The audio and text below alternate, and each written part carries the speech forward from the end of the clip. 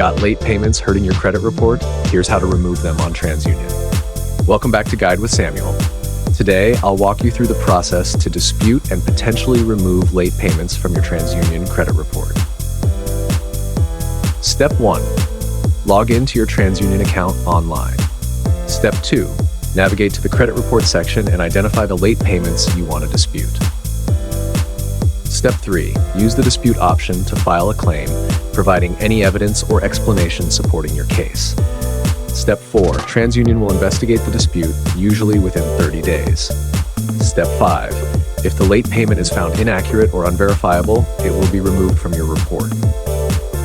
Quick tip: regularly check your credit report to spot errors early and dispute them promptly.